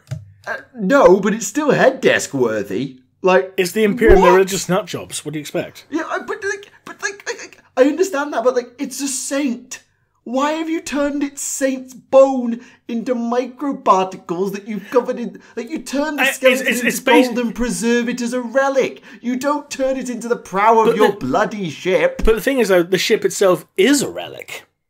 I know, but you there you preserve go. the skeleton, or you keep the bones as relics and pass them around as little bits of protection. Dude, if you want to show the might of Imperial religion, you mix the saint bones on the prow of a battleship and you ram motherfuckers with it. There you go. That's the fist of the Emperor right there. The saint is effectively leading the ship by being the prow.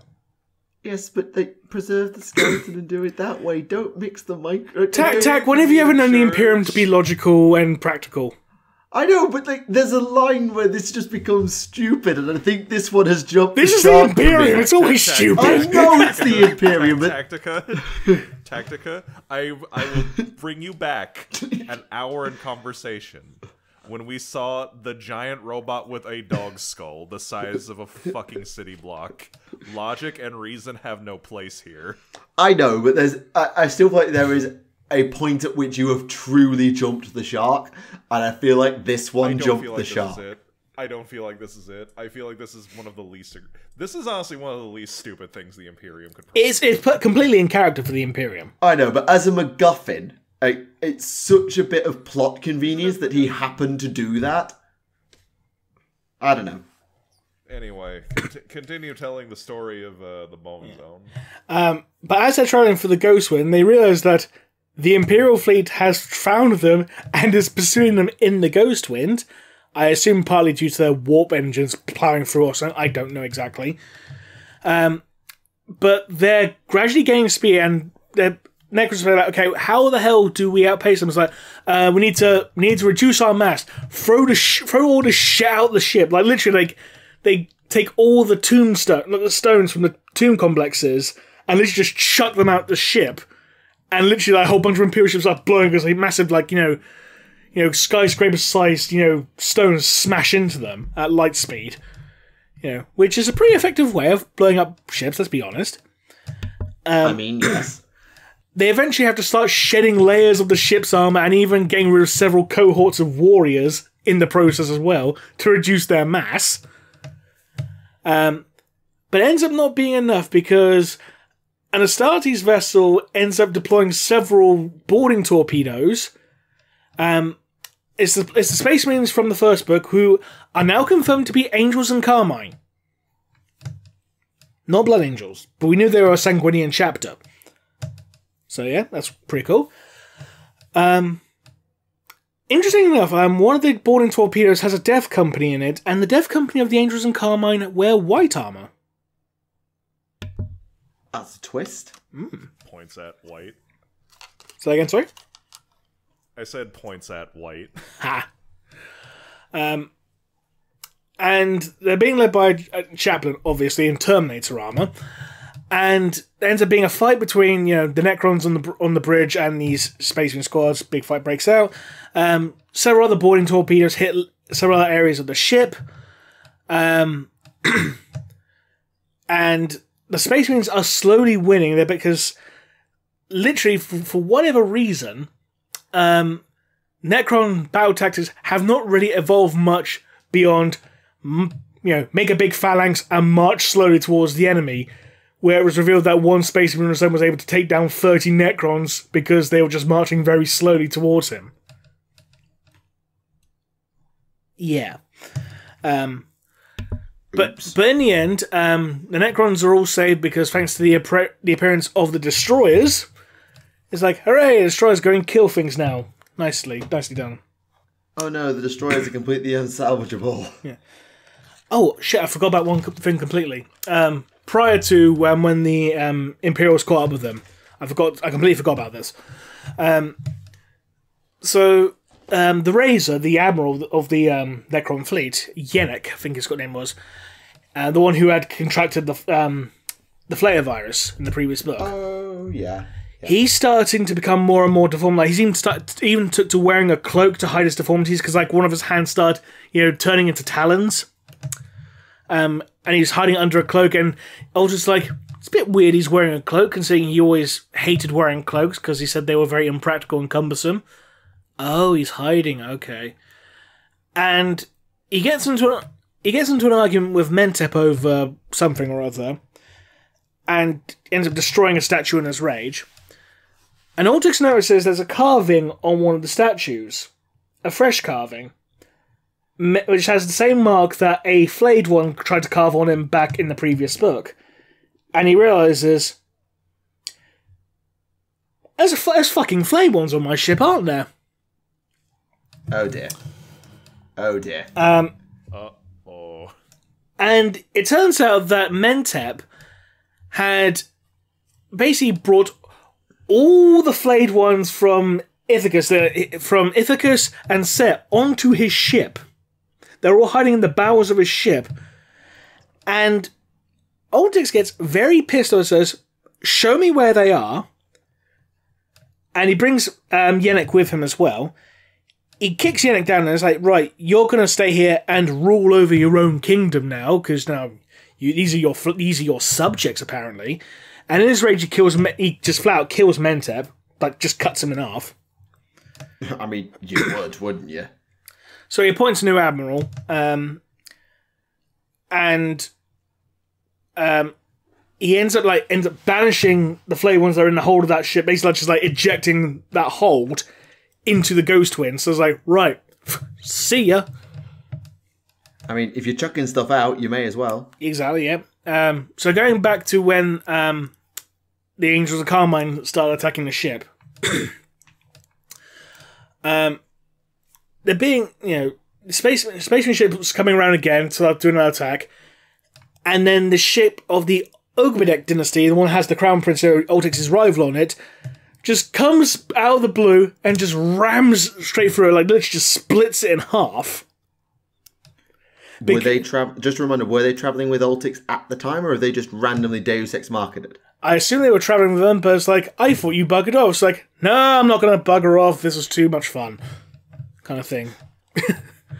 And the reason he was able to bisect a spaceman ship by just ramming through it is because apparently the prow of that ship was made from the dense energy core of a collapsed neutron star. Of course. Of course, because Necrons. Yeah, just because Necrons. Yeah. In fairness, that's how's their technology work, Necrons? Magic.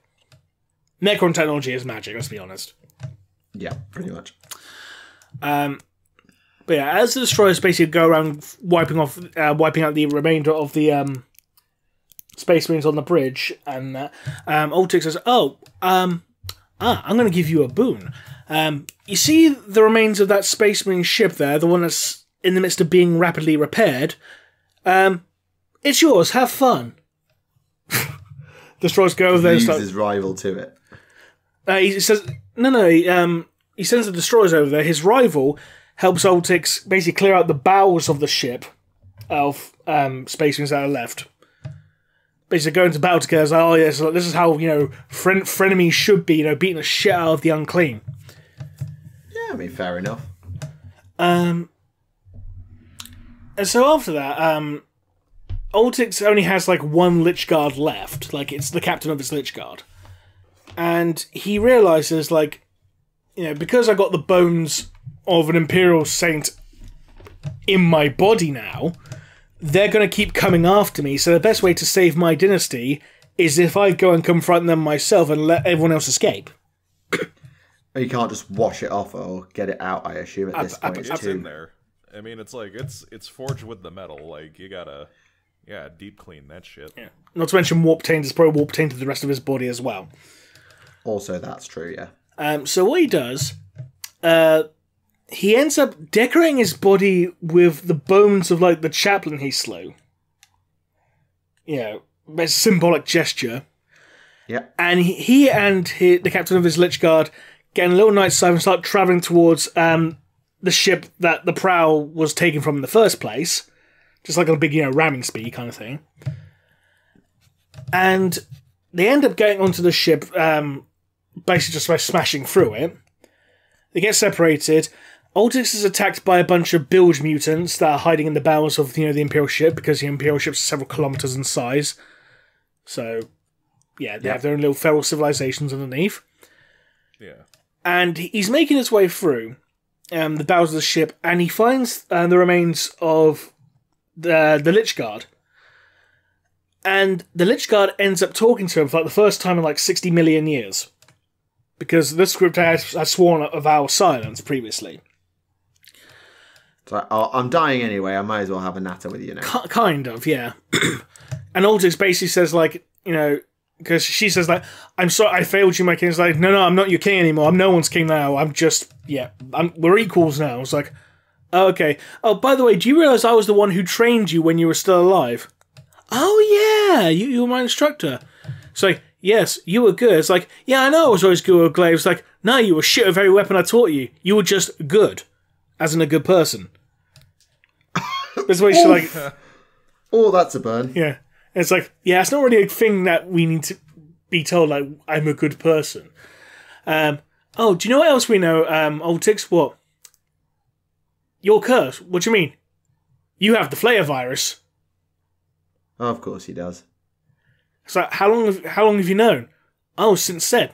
You were cursed long before you came to Ithacus. It's like, but I hadn't had any symptoms. How could I have been infected? It's like, well, here's the thing. It's not just a hunger for flesh that can be a characteristic of Flayed One. It could be a hunger or a desire for things like perfection or revenge or stuff like that. Those can be symptoms. Oh, right. So the Flayer virus is actually a little bit more of a concept. Kinda, yeah. And remember as well, what did Altix do recently? He decorated himself in bones. What do Flayed Ones do? Wear the corpses of their victims. The Flayed virus is the Flayer virus is a concept. So is malaria.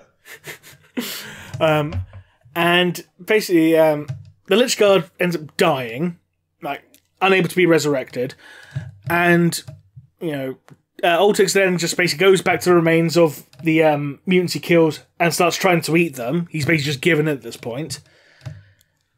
But then he feels a tapping in Morse code on his shoulder.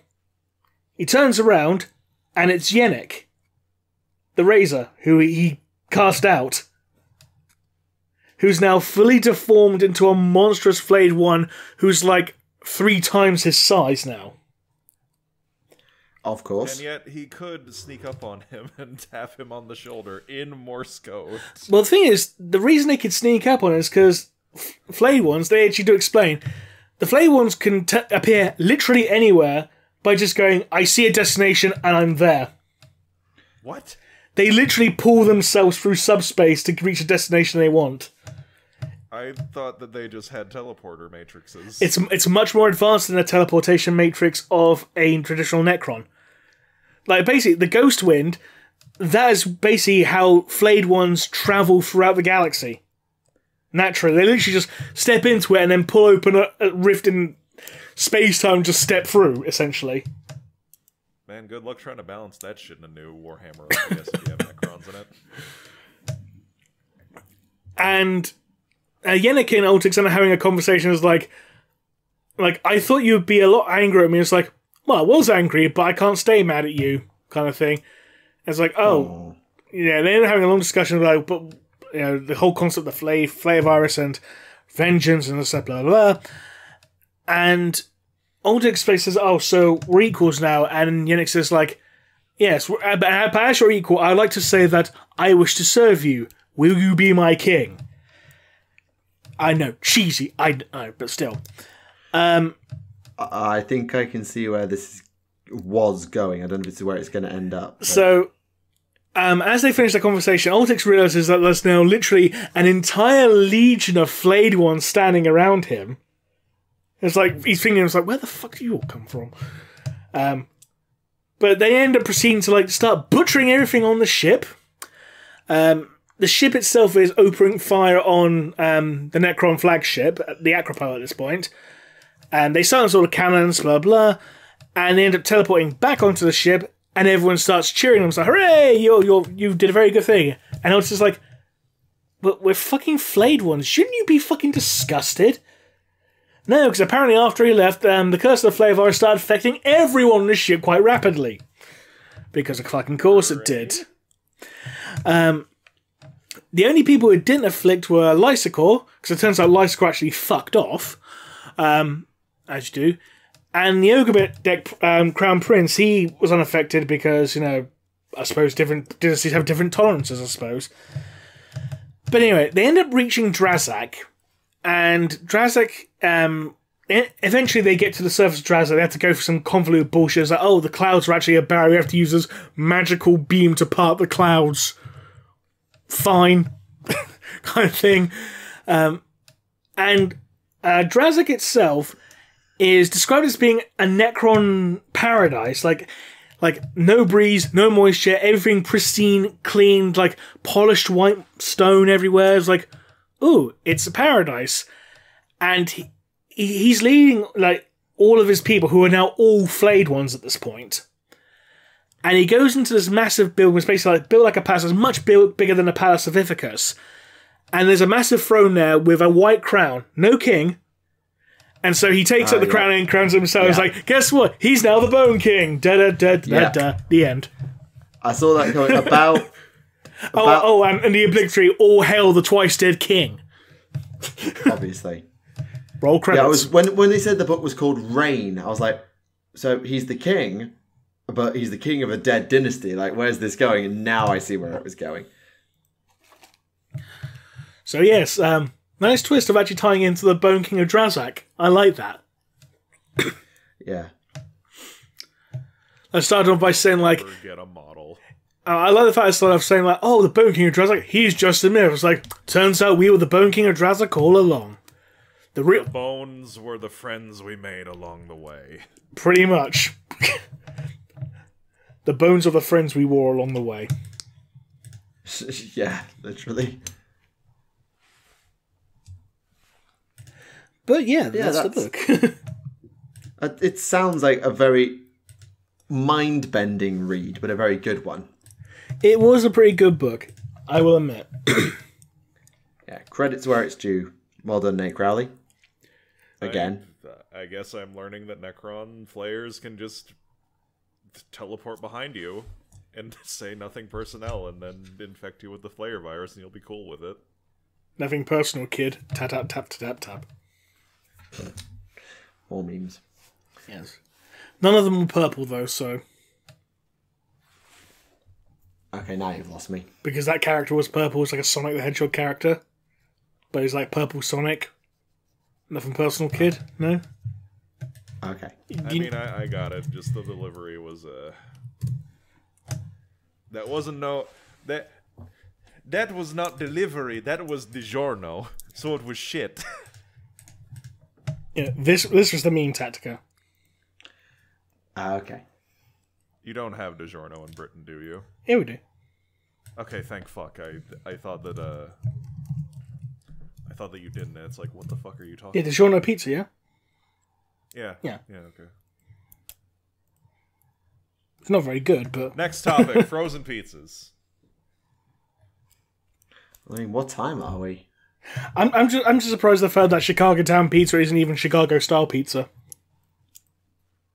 People like to shit on Chicago deep dish style pizza. I'm not shitting on it. I will fucking. I'm not shitting on it.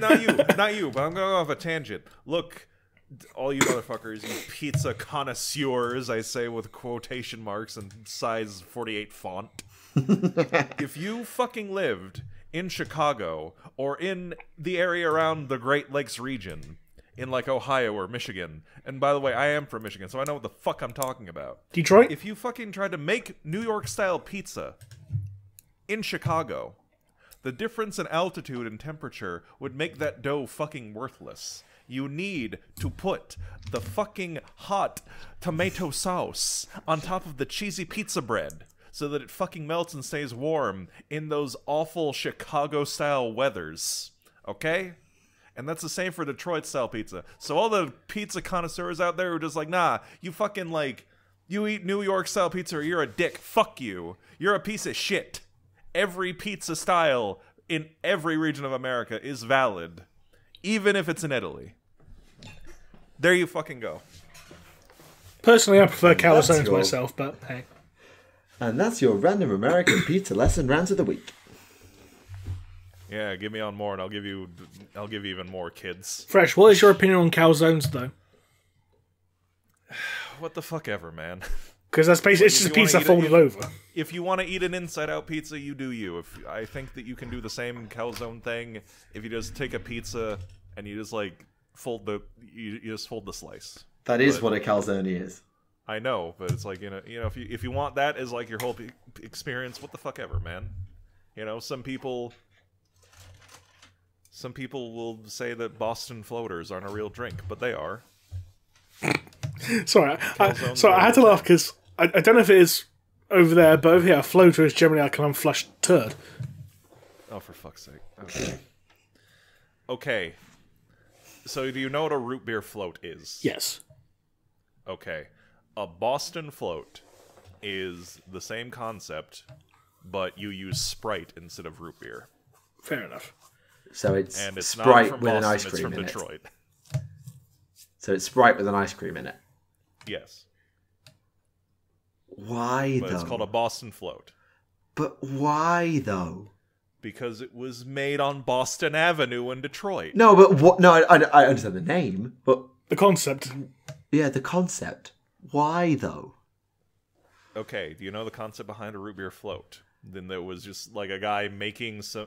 It was a soda jerk, being like inventive. By putting Someone an was just ice like, what cream if we in tried his Sprite drink. instead. You put Yeah, it was. Okay, so fucking I have to fact check this. I have to fact. I'm gonna do my goddamn research. Unlike you guys. Oi. Well, excuse us for not being up on American cuisine. Yeah. Especially That's trashy, right, weird shithead. American inventive nonsense cuisine. Yeah. How dare you, fucker? It's like you. It's like you. It's like Claire expecting Okay. you to understand deep fried Mars bars. I'm American. I understand deep fried better than you do. You think to frighten me with magic? I was there when it was written. Yeah, but like you guys have like ice cream fried chicken sandwiches. Yeah, you're right. Just I'm pretty sure I've seen one guy trying to do deep fried water as well.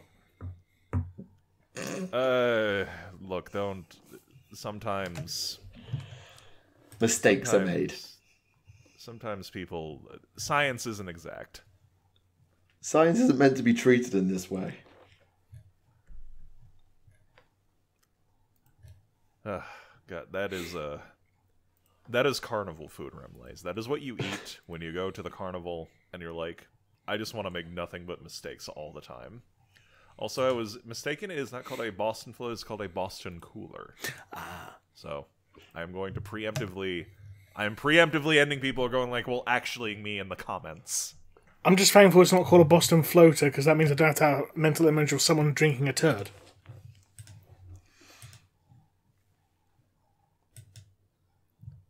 Make sure you don't get the chocolate ice cream, everyone.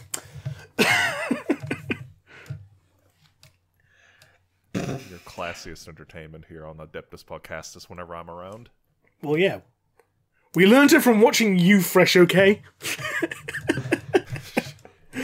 You're my senior. You shouldn't be learning from me. What are you doing? Every day's a school day, that's the saying. Tactica is the impressionable one here, and I am corrupting. Oh, him. I am Also fully corrupting- used to Remleiz's BS by now. I am fully inured to Remleiz's I BS. can't corrupt him anymore. I don't want to corrupt him anymore. He already has enough problems. He's a teacher. He's working. Tactica deserves more money than he gets, and I'm gonna just say that. Oh Because no, he's a I deserve teacher. nothing. I'm a Tau player. Oh, shut the fuck up. No, this rant and then the other rant I have about the Tau. Fucking Remleiz doesn't deserve shit. I don't know why. He doesn't deserve a goddamn thing. Get rid of him. Ban him for 5 minutes. No, Tactica educates children, and that is hell. He is making the future happen. and he deserves way more money than he gets. He is underappreciated. And I mean that. Teachers are fucking heroes for going into work every day working for unreasonable amounts of fucking money to deal with shitheads. To deal with shithead kids and teenagers being like, I'm gonna put you in a cringe compilation, teach. And not giving a fuck about anything. My second rant is, when the fuck are the Gwei Vesa coming back to fucking the Tau armies? Never. I would very much have liked Gwei Vesa to be in an army. We need more Gwei Vesa auxiliary units. We need more auxiliary units, period. Gwei Vesa or We not. need more yes. But if you want to get the people to stop bitching about Tau all the time, add some humans in. That's proven to work. It might make them bitch more. Toss some what in, sorry? More attention will be given. Toss some what in, sorry? What? You said toss some something again, and I didn't hear what you said, sorry. Humans. I said toss some humans. Oh, for a minute I thought you said toss some Cubans, and I was like, what? I mean, if you want to make your guys Cuban, I don't give a fuck. Like, we're the galaxy-wide humanity. It's not just white people, despite what people will say. I was thinking more of the cigars, personally, but hey. Give them cigars, too. I don't know, maybe I don't know. The Mind Tau you, probably there don't like is smoke. that third-party Tau miniature of the Tau with a cigar, so that does actually work. There you go. There's the link. there you go. There's the link.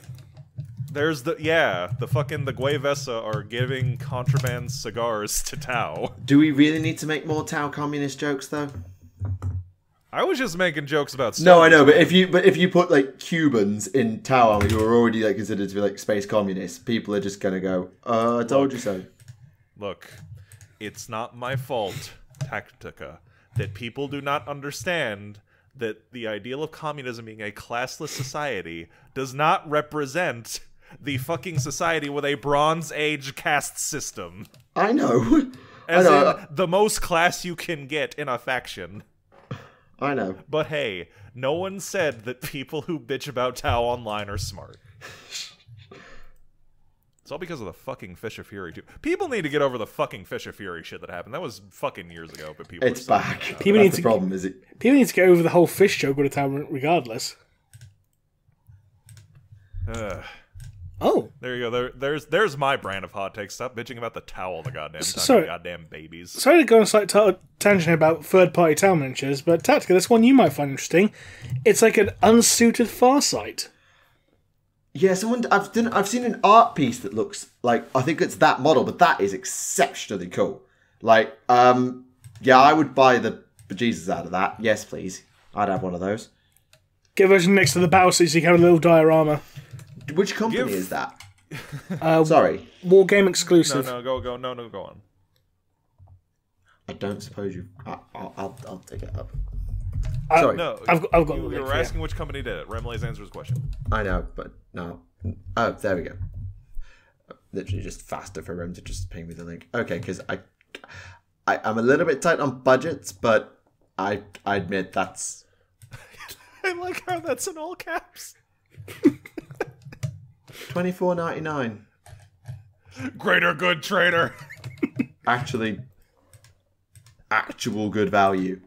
I wish you hadn't shown me that now. Don't worry, it's out of stock. Oh, it's out of stock. Oh, phew. I was just gonna say, give Farsight Enclaves more attention too. Give them some more shit to do. Yes, If please. you don't want to do the greater good. You Yes, please. can be great, good, not traitor. In all caps. Teleporting behind you, going nothing personnel, kid. That's why everything's not shipping. Mm-hmm. They're based in Ukraine. That'll do it. Yeah. Okay. Yeah. That leaves that there. Okay. We're just gonna move on Yeah. to the conclusion. No, this isn't my podcast. We end it when you guys. Yeah. Oh, we're not even going to have time for questions, are we? Because in the time. No, we're already at an hour 54, so yeah, I think we've pretty much reached. Unless we can time. find a very, very short question. That'd be on Find you the best to check. question. That'd be on you to check. Yep. Question for Tactica. Have you watched Starship Troopers yet? No. Okay. Have you watched Akira yet? No. Okay, that's a question. That's it for the question this week. Tune in next time for Tactica Imperialis and Remleiz talking about Tau again, to the detriment of the podcast because they are not talking about superior faction Adeptus Custodes. Hi, Alpha.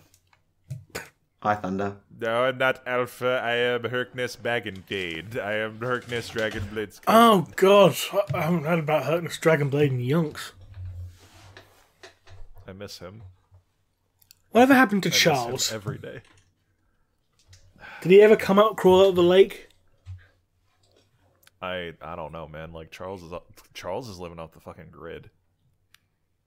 Like I sent him like messages and stuff asking like what's up and everything, and But did he use a command point? yeah, but like, you know, he's only got so many of those. 12, according to 9th edition. What the fuck what the fuck is this bit? I don't know. You started the bit, you finish it. The Herkness Dragonblade Appreciation Podcast. The Herkness Dragonblade Appreciation Day, March 25th, 2022. Yeah, I admit, I'm thinking about episode 150, and Rem's been suggesting to me that that we do something in the style of like a quiz. Quizlemania, yeah. Oh, Yeah. God. Like a game show type thing. Just as something, because we've done the big schmoz, but organising a big schmoz when we've got this many guests and all that, it's a lot more difficult. So just doing something a little bit different, because I suspect that 150 will probably also be the last podcast that goes on this channel, and we'll just migrate the podcast into 40k theories, just for ease of viewers being able to follow what's where. I think it's probably what's going to happen post 150, because I've been hyping having 150 for so long. It's only fair I actually do it. Am I allowed to plug things? Because I have things to plug now. Yes, of course. Plug the thing. Okay, so as people who might know me know, I would rather die than go back into retail. I think we all agree that. Work again. And I tried briefly to become a YouTuber TM, but quickly found that one, there was already a lot of Warhammer Fantasy content. 2, I didn't have the talent or patience for it. 3, then TTS got put on an indefinite hiatus, so I was like, okay, just gonna cut ties with this.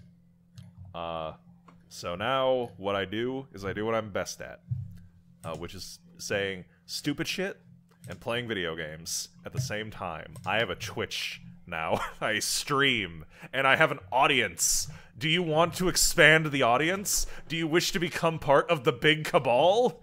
Do you wish to give me money so I can scream and be miserable at things? Do you want to see the only streamer who will play Fallout 2? If any of that interests you, come to www.twitch.tv/TheFreshSorcerer official and become a member of the big cabal. Become big. Help me become big. Help me pay rent. Help me become huge. Ooh, Link in the description below. Also, I don't know, fucking... I have people on sometimes. White comes on sometimes. Thunderpsyker, Erndil, Nostalgia. Carl might show up sometimes. I don't know. He's in the channel. there you go. There's your incentive. Carl might turn up. He might turn up, but I'm also there. I'm the star, and I'm a hack. But it's okay. I'm honest about it. But yeah. Yeah, go follow, go subscribe, catch a stream now and again. I tend to stream at odd hours for an American, in that I've noticed by your Twitter.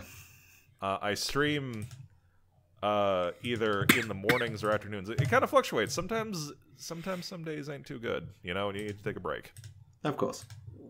But usually, for whatever reason, I have a mostly European audience. So I tend to stream in the mornings when it's like afternoon times for people in Europe. So, you know, come in if you wish and join the big cabal. I'll be there. And I will be there for you forever. Link in the description below. Link in the description below. Hit that fucking bell. Subscribe to 40k Theories and Tactica Imperialis. Come to get your fucking Warhammer podcast fix. I mean, by all means, subscribe. Ring the bell for notifications. Not that I upload that much, but, you know. God, that's the most shilly I've never shilled that much. I've never gone like, oh, make sure to leave a comment down below, subscribe, and ring the bell for I've literally never done it seriously in a video. You're right. You don't chill. But I will. For you. Yeah, I remember actually at the end of episode 100, once we'd got you back from the brink, you went on a proper, like, just, like, subscribe to everybody here type thing. Sometimes to be a good marketer, you have to be a really bad marketer. And on that bombshell. I shill sometimes on my stream. I'm not gonna fucking lie. Like fucking, I'm not gonna pretend that like, you know, I don't get money and income from this. You know, it's like I don't do it just for the income and the money, but I'm not gonna fucking like try to bullshit anybody about it. No, of course, and we do have lives to lead, and that requires livelihoods. Except for Remleiz, because all he does is stay in his bunker. It still has to pay the electric bill. He does pay the electric bill. He has to, or else he'll never be able to see the sun again. What makes you think I see the sun in the first place? This is a valid point. Fuck, you are in Britain. Yeah, exactly. Hey, it's been glorious weather the last few days. Not round here, bloody well ain't. That was the most British fucking thing I've ever heard Remleiz say in my life. That gave me life. Yeah, there was a running joke in the band I used to play, like when we had nothing to talk about, just go, so, the weather. And that was the whole joke. That was the whole bit. But anyway, if we're ending, I don't know. We've been on the outro for 20 minutes. Yeah, the outro for. I'm making this outro last forever, and you'll never escape it unless I deign it. I'm in control. And on that note, it is now time to end the episode, I'm afraid. So thank you very much, ladies, gentlemen, sinners of all ages, and everything in between, for watching Adeptus Podcast episode 144. And yes, I'm speaking quickly, so Fresh can't interrupt me and let me finish the podcast on my own time. Thank you very much to the Fresh Sorcerer for joining us for this episode. It has been a pleasure to speak to you, as always. And thank you to Remleiz, of course, for your contributions and for reading books, so we don't have to. It's very, very useful and appreciated. If you are interested in seeing more, please do not subscribe here. Please go subscribe to 40k Theories, because that's where most of the podcasts will be, and it's probably just the best idea in the future. And if you wish to check out French's Twitch, please do have a look at the link in the description down below. Thank you very much for your time. Leave any comments below with the word question if you wish to answer them in the next episode. And on that note, this has been Tactica Imperialis. When the hell did you turn to John Mosquito Jr.? Anyway, this has been Remleiz from 40k Theories. And it's been me, Fresh Sorcerer, from nothing, because I am everywhere! Except here. And yeah. Anyway, sorry about that. Everybody have a nice day. It was good to be back on the podcast again. I hope that everybody has a nice and pleasant evening. We will see you all again. Bye for now. Goodbye.